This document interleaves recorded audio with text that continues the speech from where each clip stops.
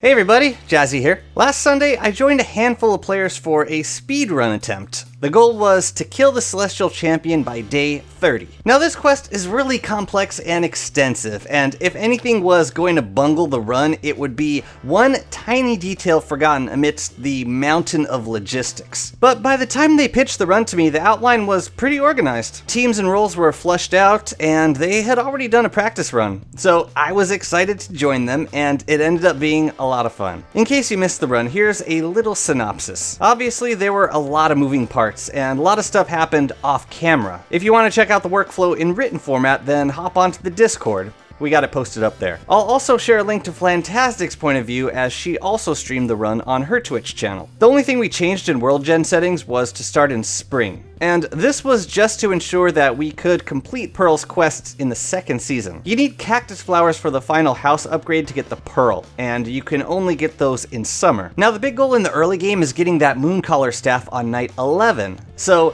we're gonna start off with 3 teams. One for exploration, one for gathering, and one for ruins rushing. Leah and I chose Wartox for the ruins team. But before we go down, we're all gonna rush Dragonfly. This is definitely optional with good ruins luck, but killing Dragonfly just ensures that we get a green and a yellow gem, which is the minimum needed for that first star staff. And there's plenty of other RNG dependent events that we will rely on, so the more we can minimize the randomness, the better. Case in point, we get a grass gecko world, which means there will be fewer grass tufts to pick. With a 10-person team, this is gonna hurt. Classic variety might not have been a bad idea for World Gen. Now because it's spring, I want to get my rain protection before I dive into the ruins. The easiest solution to this is with an umbrella, because I can pair it with any hat for complete protection. I was hoping to get downstairs and at least scout out the muddy biome before day 4 when we were planning to fight D-Fly. But unfortunately, it took a couple of days to find silk, and I definitely wanted a miner hat plus umbrella before I went for the ruins. So I ended up just staying topside until after D-Fly. Fortunately, Leah was able to stay downstairs and scout around while we did the fight. We were waiting for a player with the pan flute to show up at the desert, but because I was pressed for time, I decided we should just start the fight. I was banking on the sheer firepower we had from 7 players and Abigail to kill D-Fly before she had a chance to enrage. If not, the run was likely gonna end quickly.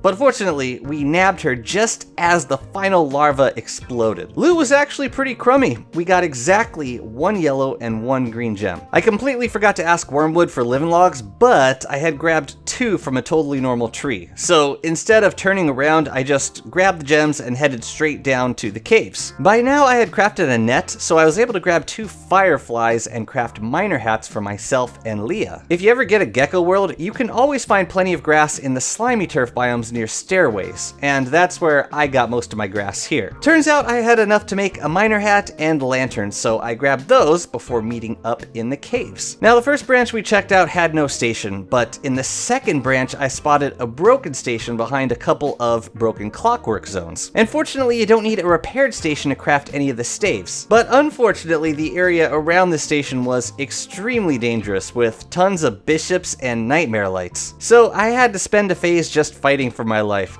Thank goodness for Wartox's 200 health, because I was forced back into a tiny land branch and there wasn't a ton of room to maneuver. Afterwards, I quickly crafted a construction amulet and the Starcaller staff. Then I had to head straight back up to deliver the staff to the Moonstone. Day 9, the staff got delivered. This Moonstone was set up with a handful of paths blocked with signs. It's a half measure for sure, because there's no guarantee that werepigs and hounds won't bite through stone walls, but offering the fake paths on all 4 sides will help to lower the odds of that happening. Plus, with a few players protecting the Moonstone, it should be safe. This time, I definitely waited for a delivery of living logs from Wormwood before heading back down to the ruins. During this time, the gathering team was busy collecting rocky turf and cobblestone for the Lunar Island arena. We're not going to have walking canes, so we will need all the speed that we can get. Another team went for BeeQueen as I made my way back down. BeeQueen is a requirement for this run, because infused moonglass will spoil after about 90 seconds, so it's important to bundle those up immediately. Back in the ruins, I hit another snag when this rook refused to de-aggro on me. I think a knight spawned from a broken clockwork pile and started attacking the rook.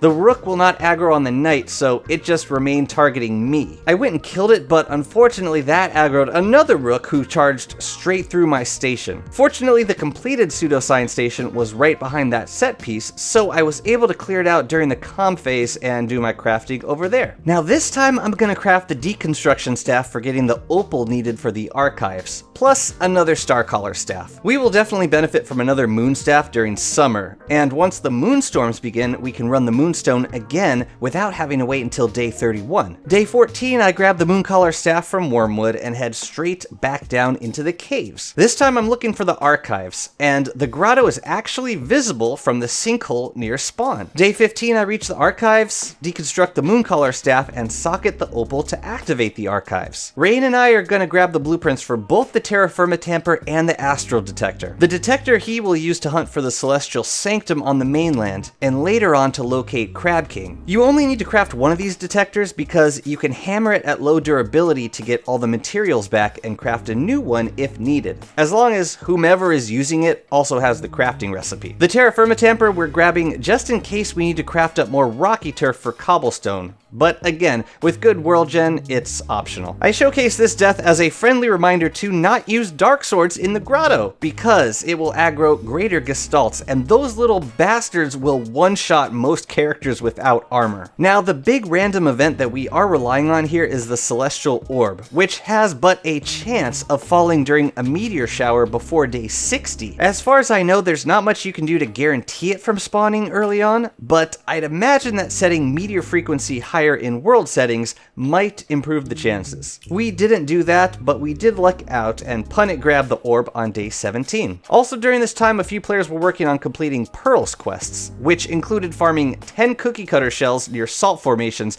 and collecting bottles to eventually trade with Pearl for a pinch and winch blueprint. Day 19, Will and I are clearing out more ruins for Thulecite. We also need to clear a handful of bishops for 8 purple gems, which we will use for Crab King. You can socket other gems, but it makes the fight a lot more dangerous and potentially much longer. We were able to grab enough Thulecite to make a bunch of crowns, which will be very helpful for the final fight. The gatherers were able to farm up enough rocks to provide thermal stones for everyone in summer. I'm not making any endothermic fires, but I am going to keep an icebox pre-crafted at all times so that I can recharge my thermal stone when needed. As long as you keep some gold on you, you can rebuild an icebox as often as you need because you only lose 1 gold when you hammer. We got a little worried when the first visitors to Hermit's Island did not see a lure plant, which is one of her quests. So we assumed that we'd be forced to fish for some heavy fish in order to get the pearl. Fortunately, the lure plant did eventually spawn by day 21, which apparently happens if you start a world in spring. So for the final tasks, we planted the last butterflies and finished upgrading her house. Pearl attained! Now it's time for Crab King. It was a very sketchy fight for a number of reasons. First, we're dealing with wildfires, and with multiple people, it's possible for several wildfires to trigger simultaneously. But also, a claw broke our icebox, and that had to be quickly rebuilt. But the big oof happened when most of us, myself included, got frozen in a single attack. Fortunately, I was crazy, and a terror claw thawed me out with an attack. But Crab King eventually got clapped, and we winched up the Celestial Tribute. Next task was to deliver all the pieces to the Lunar Island and start the Moonstorm event.